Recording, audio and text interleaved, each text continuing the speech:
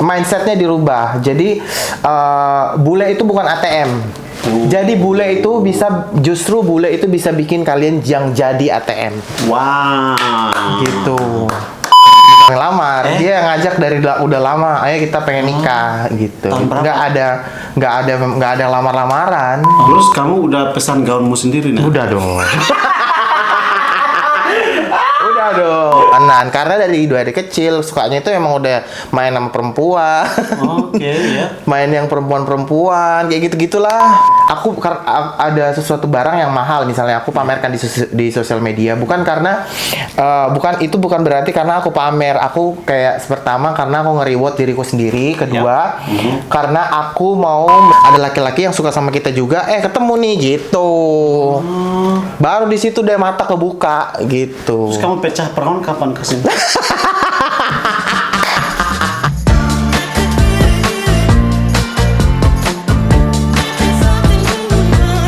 Emang yang dicari bule itu seperti apa kalau mereka holiday di Bali?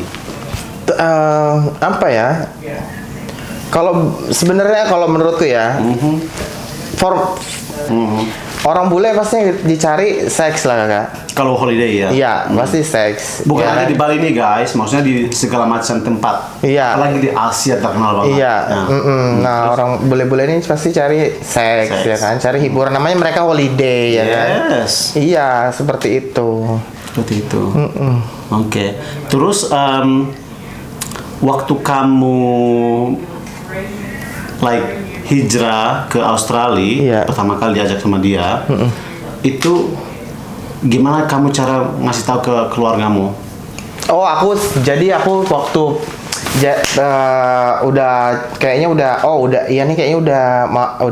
kita ini udah pacaran banget nih, udah nih kayak gitu kan. Kayak udah beneran pacaran nih gitu kan. Aku berani ngomong sama keluargaku gitu. Aku ngomong sama almarhum bapakku sebelum almarhum bapakku meninggal. Gitu aku ngomong di depan keluarga aku loh, kecuali ibuku, kecuali mamaku. Jadi aku ngomong sama bapakku, aku bilang ceritanya lucu ya. Jadi aku bilang, Pak, aku punya pacar, tapi pacarku laki-laki. Aku bilang gitu sama bapakku. Depan kakak-kakak aku semua. Itu kamu langsung ngomong di depan waktu mau Lebaran itu, kalau nggak salah Idul Fitri 2018 aku ingat, 2017 aku ingat banget. Terus bapakku tuh komennya apa yuk? Apa nak? Jadi kamu bawa aku kontol dak? Aku kontol maksudnya. Kamu Oke, terus kontol sama kontol ya? Iya, kontol sama kontol dah. Terus bapakku bilang, karena jangan ngomong sama mamaku, karena mamaku dia pengen banget cucu dari aku. Cuman bapakku bilang, kita nggak perlu cucu dari kamu karena cucu kita udah banyak. Dia bilang kayak gitu. Kayaknya udah 16 deh. Berapa saudara kalian? Aku 5. Kamu yang ke? 5 terakhir. Iya, makanya agak belok ya. Makanya. Begitu kakak. Nah, balik lagi lah cerita ke yang aku ketemu sama Ian. Aku udah itu ya, balik lagi kan. Tadi kan ngomong tentang Ian ya kan. Cerita lucu lagi nih kak. Jadi waktu aku di booking sama Ian itu yang kita cerita, kakak bilang tadi bule tuh ngapain sih di Bali, yang otomatis seks ya kan. Pertama, nah cerita lucu sama pertama kali ketemu Ian. Aku waktu ketemu sama Ian pertama kali nih, aku bilang sama aku di otak nih, nih bule bisa bayar aku nggak ya? Bisa aku duitin gak ya? Maksudnya iya, di bule sanggup nggak bayar aku bilang gitu. Udah gitu, langsung dia bayar aku di depan mata aku, amplop tuh. Amplop setebal gini, warna merah semua. Oh shit. Selama 1 minggu itu yang kamu teman dia? Selama 1 minggu. Berapa juta, bisa tahu nggak? Aku waktu itu ya, zaman itu kayak 9 juta. Aku dapat iPhone, dapat beberapa parfum, banyak lah aku dikasih. Ada kali 25 juta. Teman-teman kalian kalau melonte harus ke Bali tuh sana. No. Jangan. Oke, balik lagi ke tadi sama orang tuamu. Aku kayak penasaran, balik ke orang tua. Waktu kamu bilang ke semua keluarga di situ, reaksi bapakmu kayak gitu. Oh, jadi kamu baku kontol ya? Iya. Ibumu nggak boleh ngasih tahu ke mamaku dulu. Oh, itu. Terus kakak kamu? Kakakku kayak kalau namanya kakak-kakak pasti udah tahu lah ya, adiknya agak ngondek gitu kan. Maksudnya, oh ini oh kita udah tahu lah intinya, maksudnya kakak-kakak gitu biasa aja. Mungkin mereka udah tahu sebenarnya, cuman ya udah sih gitu aja. Yang belum tahu ini orang tua, makanya jujurnya ke orang tua. Walaupun mereka sebenarnya pasti udah tahu. Oh, gitu. Anakku ini kayak ke perempuanan, karena dari kecil sukanya itu emang udah main sama perempuan. Oke, ya. Main yang perempuan kayak gitu-gitulah. Suka yang nari-nari kayak gitu-gitu, kan tahu aku dancer mereka gitu. Tapi waktu kamu tahu sendiri kayak pribadi kamu kayak bilang, oh kamu agak ke perempuan gitu. Kamu merasa itu dari sejak kecil. Terus kamu ngerasa kayak suka sama laki dari kapan? Dari mata terbuka itu pas zaman kuliah sih kakak, karena aku datang dari kampung, yang kampung banget gitu loh. Maksudnya bukan itu di Kalimantan ya? Iya, bukan kampung banget sih. Maksudnya yang masih tabu masalah laki-laki sama laki-laki kayak gitu. Jadi di sana itu kayak masih tertutup gitu loh. Maksudnya nggak orang nggak tahu gitu laki-laki suka sama laki-laki. Jadi ya kita ini kayak ya udah kita ini kayak banci gitu aja, ngerti nggak? Cuman hasrat suka sama laki-laki itu pas zaman kuliah, pas lihat laki-laki suka sama laki-laki, terus ada laki-laki yang suka sama kita juga, ketemu nih gitu. Baru di situ deh mata kebuka gitu. Terus kamu pecah perawan kapan kesini? Pecah perawan ya itu di zaman kuliah. Zaman kuliah. Sama lokal, dan aku pacaran langsung, aku pertama kali bukan pecah perawan ya, karena aku posisi lakinya kakak ya kan. Kalau kita sebutnya top ya kan. Nah aku posisi topnya. Nah aku waktu itu bukan pecah perawan ya, pecah perjaka lah, pecah perawan lah ya. Sama dia, sama orang itu, aku pacaran 8 tahun sama dia. Oh my god. Iya. Wow, halo yang untuk nonton. Halo. Kami nontonnya. Halo. Ini mantanmu. 8 tahun sama dia, seperti itu. Udah. Baru itu kamu masih kuliah di Kalimantan? Masih. Selesai dan kamu cabut ke sini? Iya. Ke Bali, sorry. Iya. Oke. Minum dulu.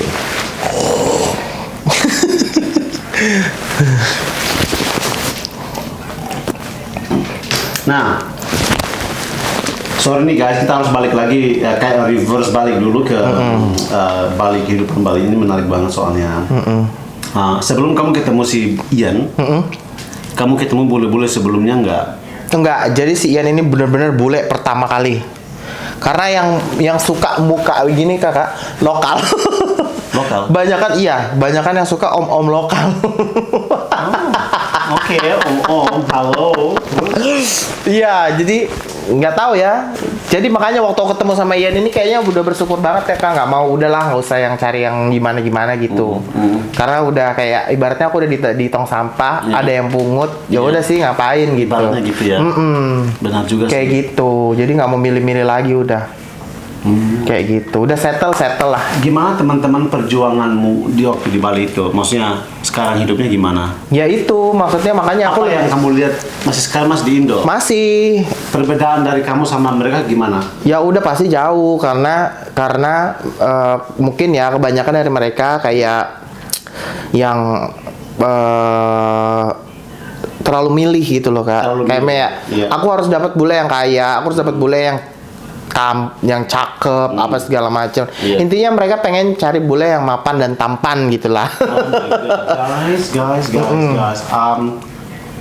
Kalau aku nggak ngejudge ya orang kamu yang nyari-nyari kayak gitu, it's your life, it's your choice. Kamu mau ngapain, mau pilih-pilih nggak apa. Tapi kita harus sadar bahwa kalau kita milih punya kriteria tersendiri kayak gitu, menurut aku ya, belum tentu orang itu suka bener.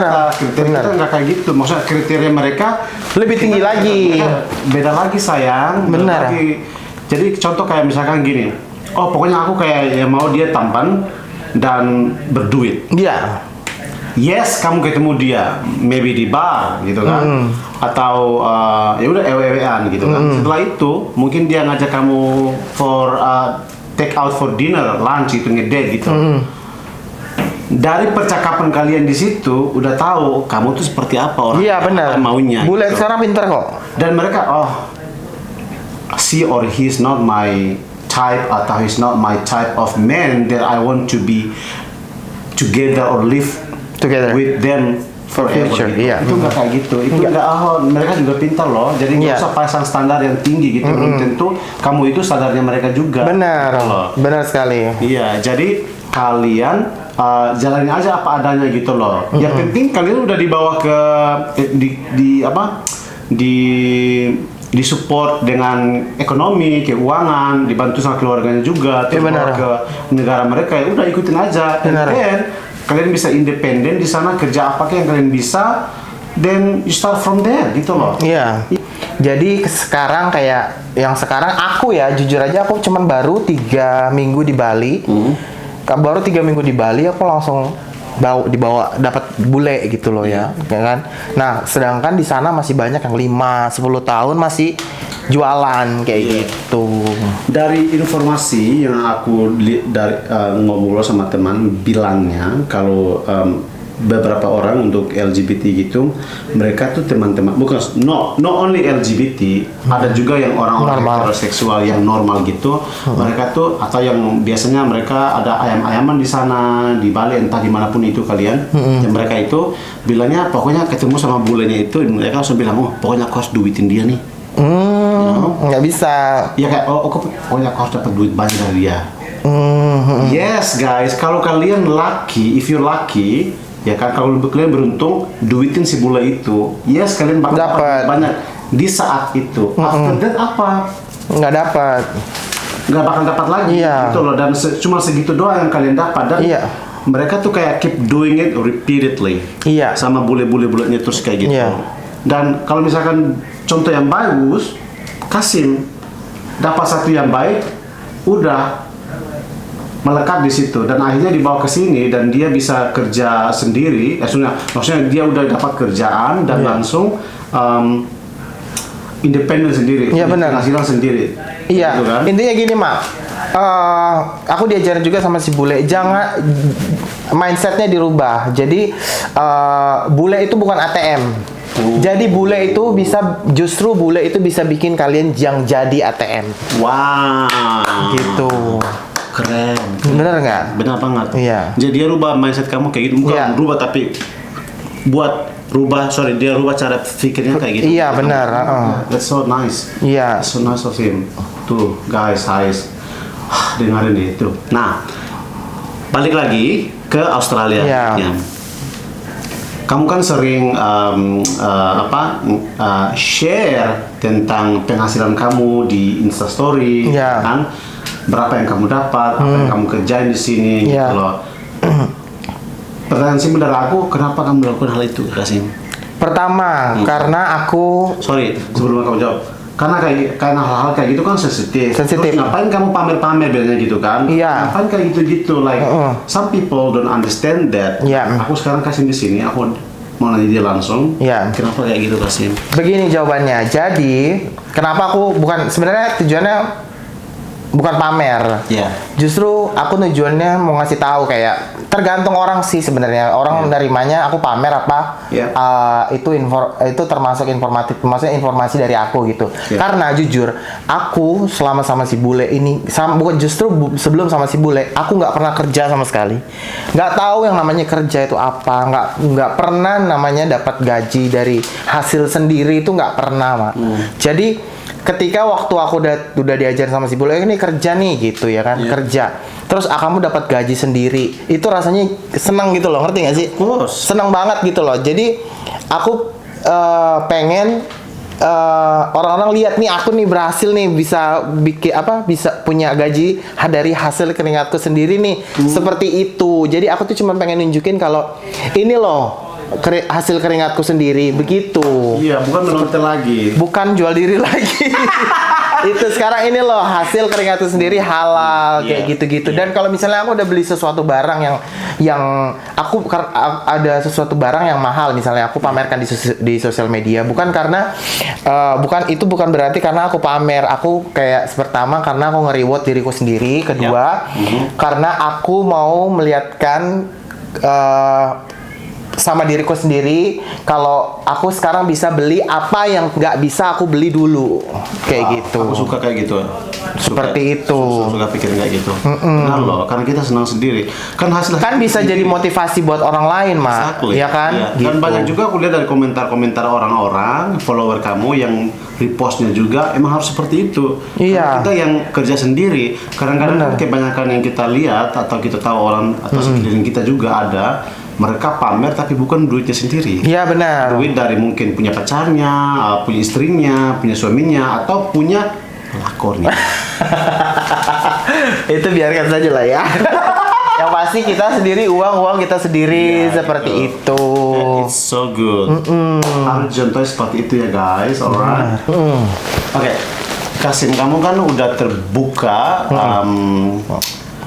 secara publik di sosial media kamu tentang kamu sama si bule, si Ian itu. Ada nggak tanggapan negatif dari netizen dan gimana kamu meresponnya? Ada nggak?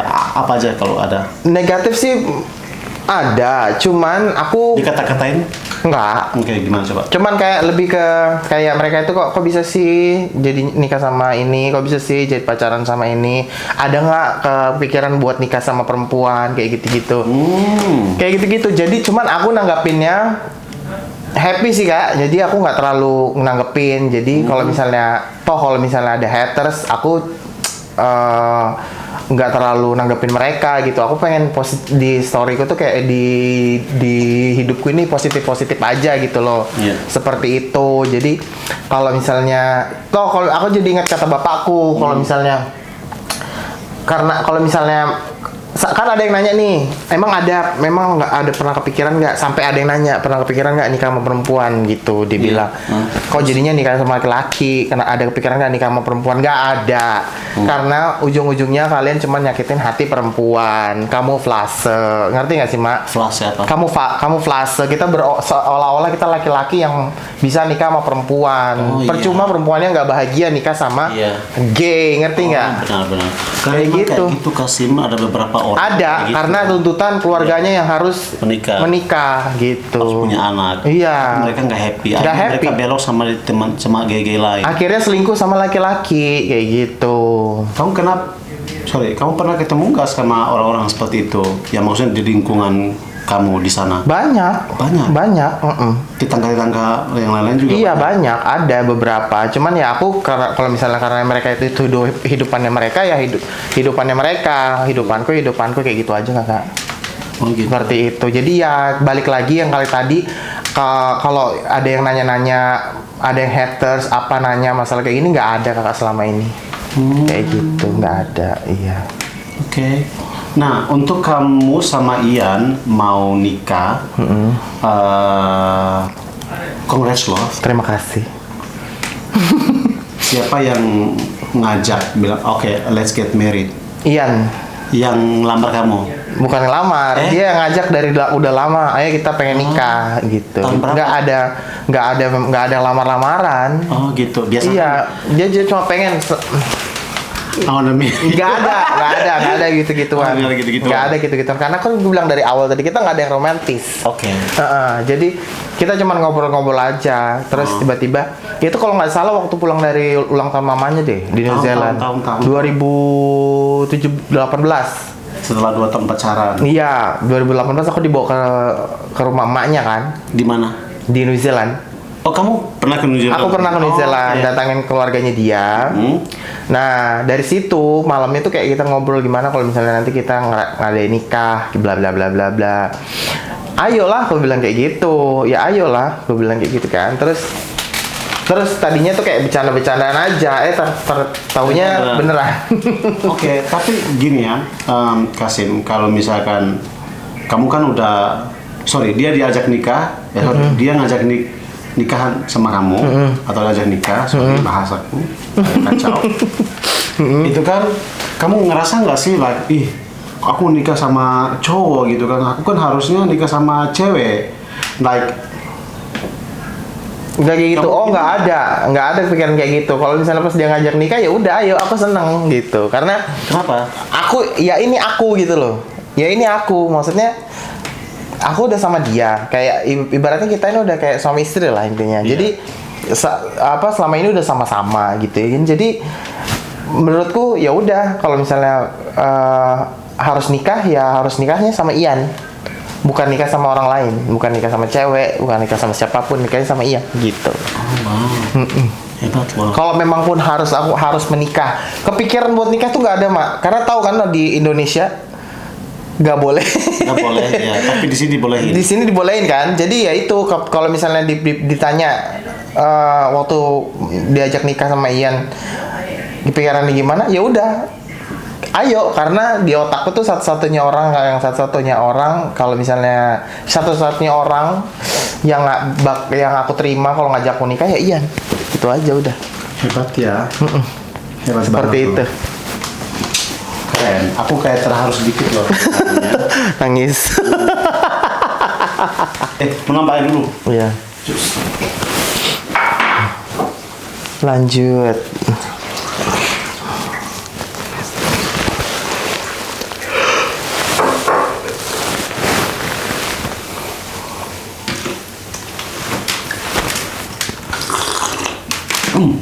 Bangsat masuk ke dalam. Lagi diserut gitu ya kan? Ya lanjut. Lanjut guys. Nah, semua Ian ketemu kamu di Bali dan kamu bilang suka sama dia, atau dia udah repeatedly order ya. kali dia kan?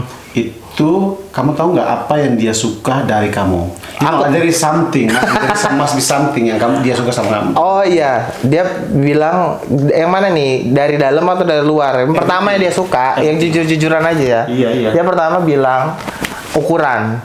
Ukuranmu beda sama orang lain kata gitu. Ukuranmu? Iya. Itu colo.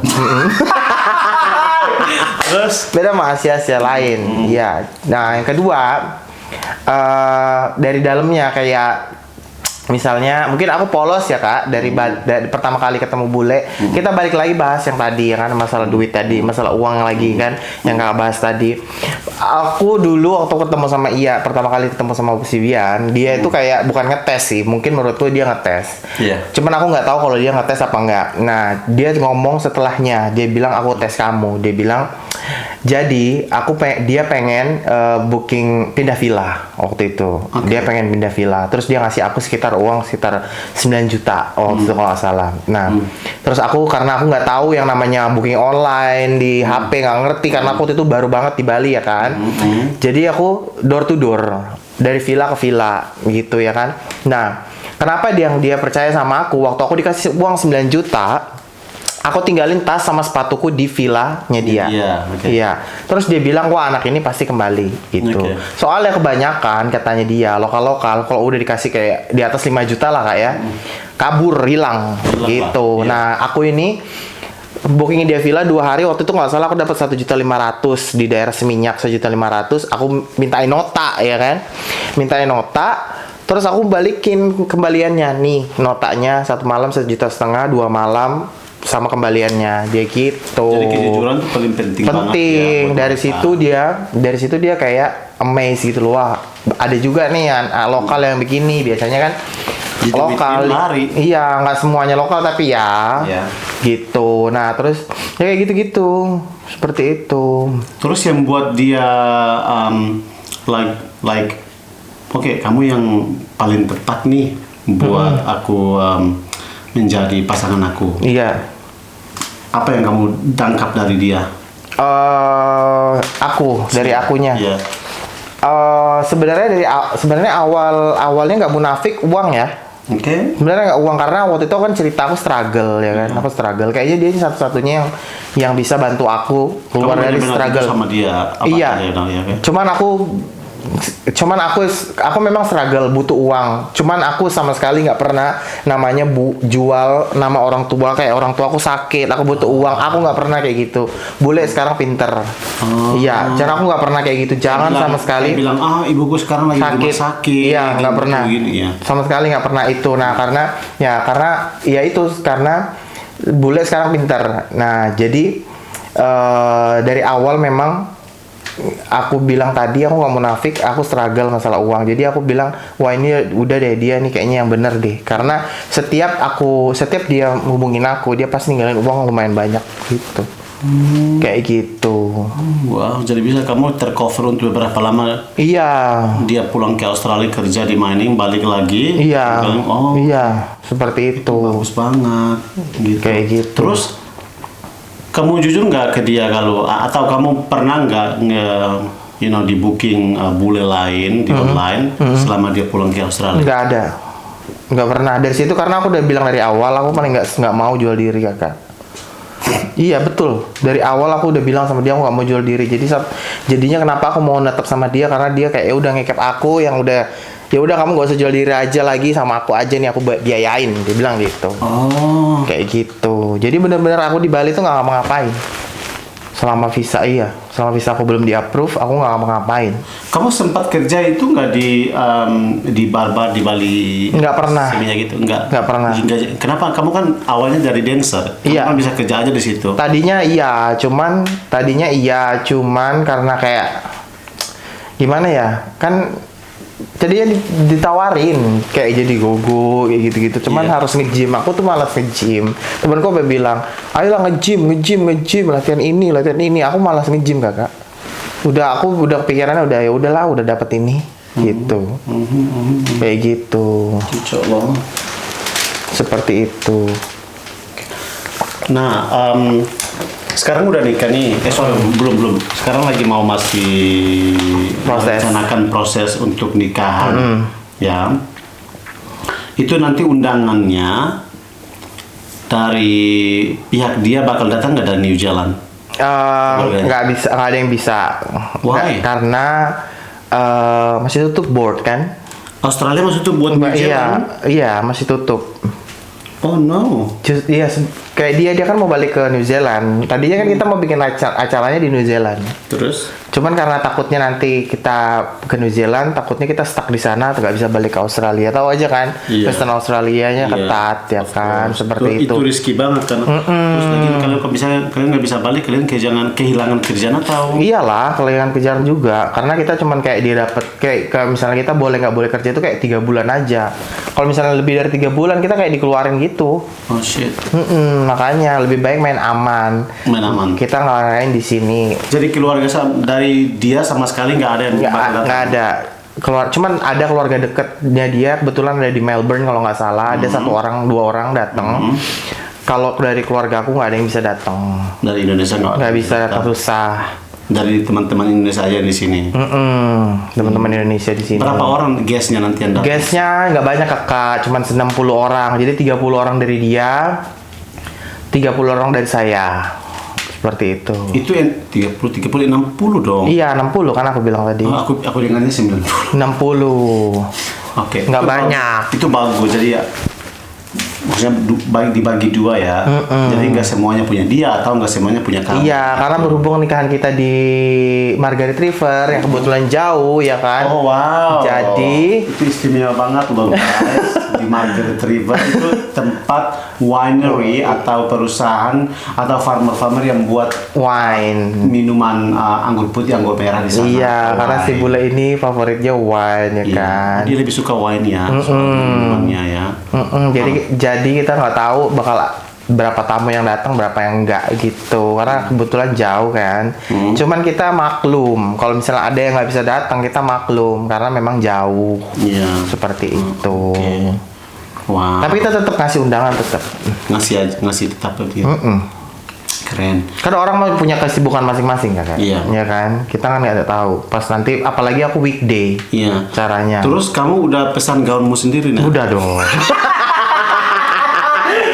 Udah dong. Tadinya mau bulu berak belakang, Ya, gitu. mekar gitu ya kan. Iya. Warna Pas hijau. jalan ke altar bener. Temanya kan panjang, jadi hijau gitu. Ini blorong dong. Bener, bener. Sama si desainer dari Samarinda bilang waktu nyari kain, Iya. saking nggak adanya kain warna hijau di Samarinda kan, namanya gitu ya kan susah. Kalau Iya. di Samarinda kan adanya paling di Jakarta yang warna-warna aneh. Orang-orang kan biasanya kalau nikah pakai warna putih, Iya. rose gold kayak Iya. gitu. Kalau ini tuh kenapa ya kayak warna hijau? Terus kata desainernya yang nikah nyiblorong pak. Begitu. Ini kan Jibloro, makanya warna hijau gitu. Gitu. Ini di kalau di yang aku selama aku tinggal di sini, aku tahu sejarah untuk komunitas yang LGBT. Laki sama laki yang nikah itu baru si Kasim loh guys. Masa sih? Iya. Oh iya? Kamu tahu siapa yang sebelumnya? Nggak tahu. Nggak ada. Aku taunya ada sih di Sydney, Melbourne tahu. Iya, aku bilang di Perth. Di Perth. Oh, belum tahu kalau gitu. Di sini Melbourne ada emang. Oh iya iya Untuk di iya. Perth ya. Iya. Jadi kamu yang memecah rekornya di sini. Yeay. Iya katanya nanti ada media juga kakak dari plannernya. Cuman nggak tahu media apa. Ya apa belum tahu. Belum tahu. Surprise gitu Surprise. Karena ini game marriage katanya yang pertama kali juga di Margaret River, nggak tahu di Perth ya. Oke. Gitu. Oke. Karena kan kalau Kayaknya dia pertama kali nggak menghandle game marriage. Plannernya ini. Oke. Iya. Oke gitu. Karena kalau untuk di Perth sendiri, di sini kita di Australia itu kita atau pemerintah di sini udah legalkan atau menghalalkan untuk nikah sesama jenis guys. Bener. Bagi cewek sama cewek atau cowok sama cowok, tapi bener. bukan tembok sama manusia. Lagi, ya kan? Kan ada kayak gitu. Ada bener nikah sama ada. tembok ada. Kalau di pun dinikahin. Nggak di sini ya guys. Bukan di sini. But I'm not gonna wish for that gitu.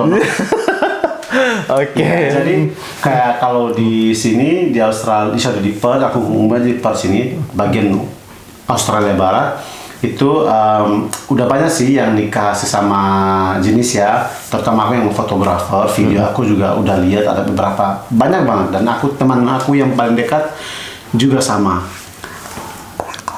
Itu udah nikah juga. So it's good, you know. Gitu dan ya untuk orang Indonesia yang pertama kali nikah di Australia bagian barat khususnya di WA Perth itu si Kasim yang pertama sekali. Ya ampun, semoga Lancar. Semoga lancar. Amin. Dan kan kamu udah kerja nih di mining, ya Benar, kan? Dengan benar. kamu showing off juga tentang apa namanya itu Gaji. segala macam. Aku pernah baca juga kamu tuh kayak punya planning ke depannya mau beli something. Ya, Kamu mau beli apa? mau beli villa di Bali. Oh, wow. Rencananya itu pengen beli villa di Bali Iya, kayak iya. gitu. Jadi ya inilah aku bilang salah satunya yang diajarin sama si bule ini, sama si bule tua ini. Iya. Banyak yang panggil dia opa ya. Anyway, jadi inilah yang diajarin sama dia kan. Dia mikirnya ke depan gitu loh. Bikinnya buat ke depan. Mikirnya buat ke depan. Jadi ini loh kamu dikasih aku dibukakan mata gitu. Ini loh kamu daripada buang-buang duit. Iya. Ini loh kamu jadi dibawa ke Australia buat kerja. Ini loh sekarang kamu bisa lihat tabunganmu ya kan. Nah ini loh tabunganmu kamu bisa beli buat apa kayak gitu. Iya. Dari situ udah kepikiran. Oke, kita kepikiran buat beli villa gitu. Rumah lah intinya. Iya, gitu. Iya, itu I mean it's good plan gitu loh. Jadi Iya. waktu kalian pulang atau holiday ke Bali, kalian tinggal di villa sendiri. Benar. Jadi kalau misalnya kalian balik ke Australia, villanya mau disewain kan pastinya. Pasti.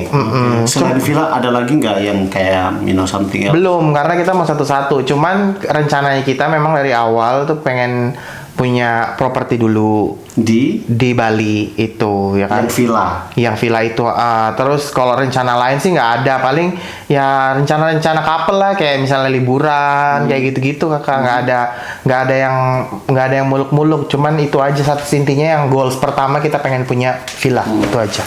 Oke. Gitu. Wow, hebat ya. Wow. Doain. Amin. Amin. Terima Thank you. kasih. Okay. Thank you Kasim udah datang hari ini. Sama-sama, terima Thank you kasih. so Saya much. udah dipanggil ke sini juga. Iya, thank you so much for making you time untuk datang ke sini sama si Ian juga. Ian juga lagi di luar sana guys. Iya. Lagi otak-atik komputernya gitu. So thank you. Semoga yang kita bicarakan bermanfaat ya Ya, dari guys. guys ini, oke guys, dari ini semoga bermanfaat. Kita sharing pengalaman tentang si Kasim, tentang visanya, tentang gimana dia struggle-nya hidup di Bali dan bisa ketemu si Ian dan sekarang dia menjadi seperti ini. Itu sangat luar biasa ya. Terima kasih. Sama-sama, daripada kita jatuh ke bagian narkoibes. Benar, benar. Iya, ya. itu parah. Bener.